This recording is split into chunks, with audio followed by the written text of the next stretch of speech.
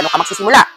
Ito na, smart payment scheme or strategies. Natatakot ka ba na wala kang milyon-milyon pangbili ng property? Pag inoferan ka ba ng mga ahente, sasabihin mo, nako, wala akong pang-invest. Ang tanong, kailan ka mag-i-invest?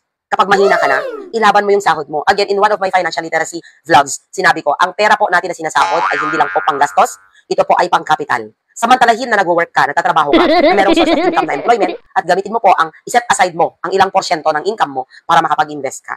Yan. Huwag mag-alala, may mga paraan para makapagsimula. Ito na, gamitin natin ang leverage or bank loans. Ayoko magkautang. Bakit, Bes? Sino bang walang utang? Lalo na mga nagtatrabaho sa gobyerno, shout out sa mga nagtatrabaho sa gobyerno, mga empleyado, lalo na mga teachers. Sinong walang loan dyan, taas ang paa, charis. So ano ba ito? Ano ba ang leverage? Alam mo, in one of my vlogs also, please subscribe to my channel, Teacher Timmy Talks, na topic ko na po doon about bad debt and good debt. Meron po tayong tinatawag na hindi magandang utang at magandang utang. Yes! So bakit siya magandang utang? Leverage is one, using the bank loan. Ano ito? Ito ay ang paggamit ng pera ng bank through bank loan para makabili ng property. So if umutang ka sa bank or nag-loan ka sa bank para pambili ng property, goods po yan. Oh, Good debt po yan. Bakit? Kasi po yung perang kinuha mo sa bangko, inilagay mo sa property, yung pinaglagyan mo ng perang inutang mo, lalago. Tataas ang kanyang value. Yung perang inilaban mo, for example, sabi ko nga sa inyo, 1 million. Nakabili ka ng 1 million na 100 SQM sa Tuguegarao City. Yung 1 million na kinuha mo sa bangko, inilagay mo sa lupa. O tapos, yung value ng lupa mo after 10 years, dumoble siya. Oh, So, wow! maganda ba o maganda? Siyempre, maganda. Yan. So, hindi baling umutang ka kung napunta sa property. Pero kung umutang ka, pinambili mo ng TV, pinambili mo ng appliances, ng cellphone, iPhone. So, wala kang ipon, charis. Tapos, pinulipay mo yung iPhone. No! Utang mo yun? Utang yarn. O, tapos i-flex mo sa SOCMED mo. Ano nangyari? O, tapos pag nasira yon, pag nawala, wag naman sana. Ano nangyari? The value of your property, yung item, gadget, even car, depreciates the moment nilabas mo yan sa pinagbilahan mo. Just yesterday, I was watching news, about yung properties ng Diskaya. At binenta, pina-auction yung mga sports car nila. And according to the financial consultant na nagpe-presyo, nag-a-appraise ng mga sasakyan, depreciated daw po ang value ng 10% to 16% at most. Oh, no! Imagine, binili mo ng 13 million, Zai. Tapos mabebenta mo ng, nag-depreciate siya ng 10% to 16%. Kasi po, depreciated po pag ibang mga bagay ang pinagbilhan mo, ang pinaggamitan mo ng pera mo. Pero kapag property po, real estate property, wow! lalaki po ang value. For sure, 101%. Binabayaran mo lang ang down payment. Tapos, yung bangko na ang sasagot sa malaking bahagi ng presyo. Bakit advantage? Sa halip na mag-ipon ka ng napakatagal para sa presyo, pwede kang bumili agad at hayaan ang property na mag-appreciate habang binabayaran mo ang lupa. Habang binabayaran mo ang loan. Ang interest na binabayaran mo ay mas maliit kesa sa inflation. Kasi nga, mas mataas yung halaga ng pagtaas ng property mo. Think of it as using other people's money to make yourself rich. Simplehan natin. wow! Ganito siya. Binili ko itong property, itong bahay, 700,000. May 700,000 ba ako nun bago ako nag-abroad? Wala. Ginamit ko ang Pag-ibig housing loan. Ayan, promotion na yun ng Pag-ibig. Baka naman, charis. Anong baka naman? So, inavail ko ito through Pag-ibig. Magkano lang biniyaran ko? 20,000 pesos. At that time, yun lang po yung down payment. Pero meron po siyang equity. Ibig sabihin, ang in-approve lang ng Pag-ibig was like 650. So, may 50,000 pa akong utang, no? Kasi yung down payment na 20K, pupunta na yun sa developer. Then, ang nangyari, yung equity ko, installment ko na yun binayaran habang nasa Dubai ako. Yan. So, ang ibig sabihin, yung 650,000 na kinuha ko sa Pag-ibig, na binayad ni Pag-ibig sa developer, itong subdivision na to, ay binabayaran ko na sa Pag-ibig ng monthly. Pero, sabi ko sa inyo kanina, pagbalik ko, it's no longer 700,000 ang worth ng bahay na to. It was already 1.5. So, 10 years. Samantalang ang Pag-ibig loan ko, 5,000 monthly. I was paying and I was supposed to pay for 30 years. I was able to pay for just 11 years. Yan. So, again, dahil nag-work nga kami ni husband sa abroad, yun na yun, yung pera namin, binayad na namin sa bahay para matapos na. So, nung pag-uwi namin, nung 2020, di ba, 2019, nandito na kami, 2020, through real estate selling, nagbebenta po kami kasi agents po kami, no? Ngayon, broker na siya. Ako ahente pa din.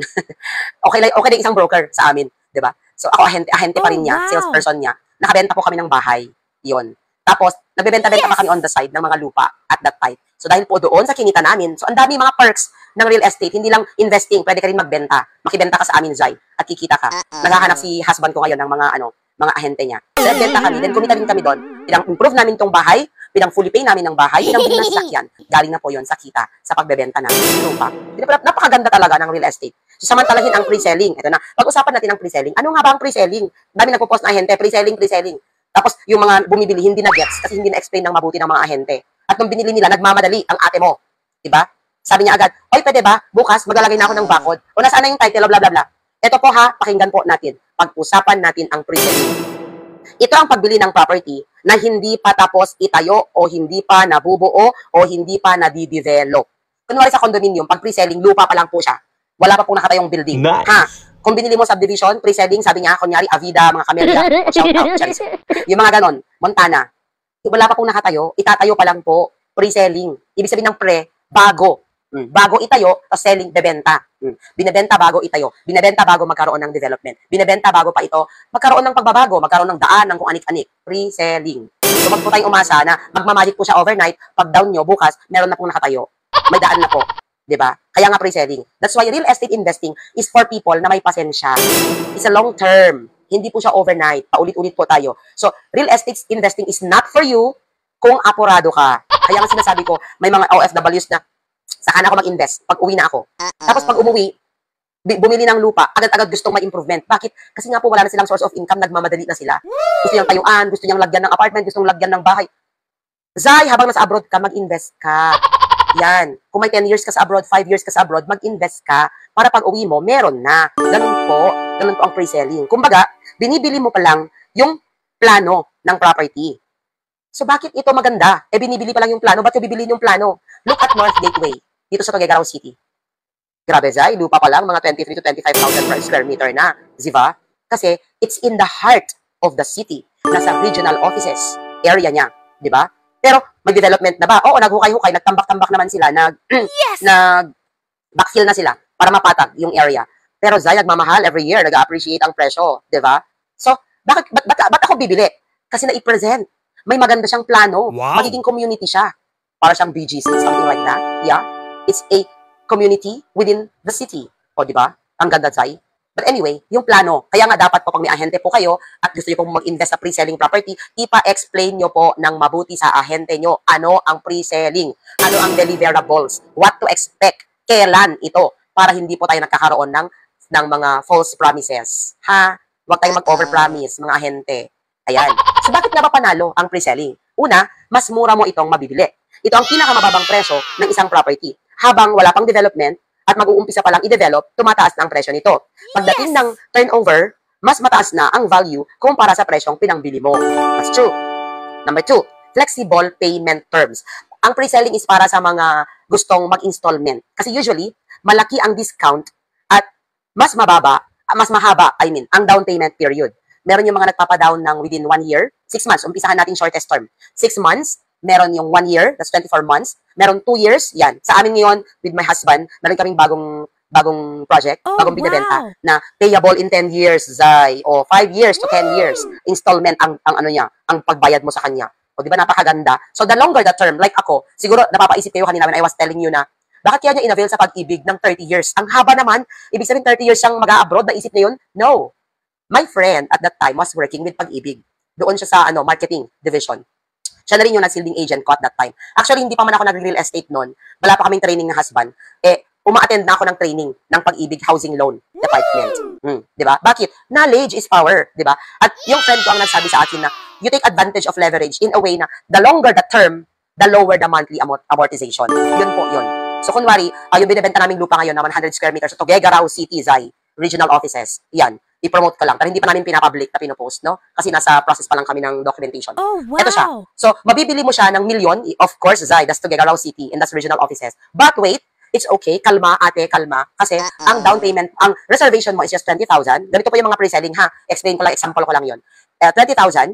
Tapos, payable na po siya. Stretch na po. Wala na siyang, may down payment around 10%, 20%, 30%, ganyan. Tapos, na-stretch na po yung kanyang monthly amortization into 10 long years. Magkano ang monthly nun? Nasa 10 to 12,000 pesos? Dai, very affordable. Your lot is located within the city and it's in the heart of Tuguegarao City kasi kapareho lang yan ng North Gateway. Nasa regional offices, Dai. O, di ba? Napakaganda, strategic location. Di ba? So, yun yun. So, huwag mo na isipin kasi yung big chunk. Na, grabe, milyon ang mahal. Dahil ginto talaga ang lupa. Ganun talaga siya. Okay? Tapos, hindi mo naman iisipin yung milyon, biglaan. Ang isipin mo lang muna yung pang-down, Then the rest, yung monthly amortization. So it's best for people na nasa abroad. It's best for people na hindi nagmamadali. And it's best for people na may extra na pera on a monthly basis, like 10 to 12,000, you can invest in that lot.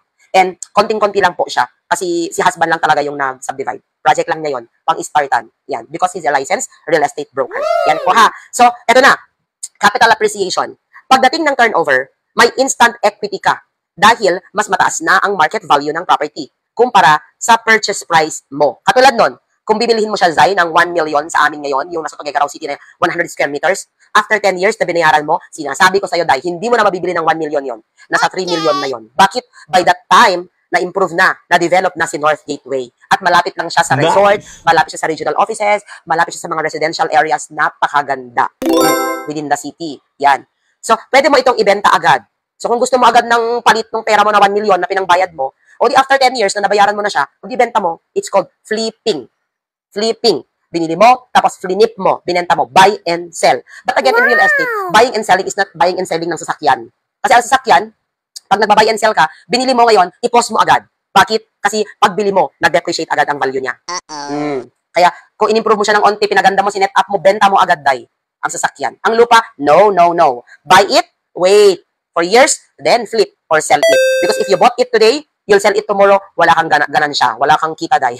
Lugi ka, Day. Kailangan talaga, it is for people who understand how it works. Kaya nga po tayo nagtuturo. Okay? So, pwede mo itong ibenta agad para sa profit after 10 years yun, ha? O, iparenta mo na. Siguro naman sa 10 years na yun, natayuan mo na siya ng structure. Diba? Pwede naman po. After mo mag-down, and then certain period of time, ilang taon, mga 2-3 years, pwede mo na po siyang tayuan. Kasi most probably, itutuloy mo na siyang bilhin. Alangan namang nag-down ka, nagma-monthly amortization ka na ng 3 years. Tapos biglang, ay, ayoko na, hindi ko na siya itutuloy. Take note, mostly yung mga ganyan po na pre-selling ay non-refundable, non-transferable. Kaya basahin po ang terms and condition kapag tayo po ay bumibili ng property. Lalo po kung ito ay pre-selling. Ha? Parang tayo makipag-away sa ahente. Wala pong kasalanan yung ahente. Yan.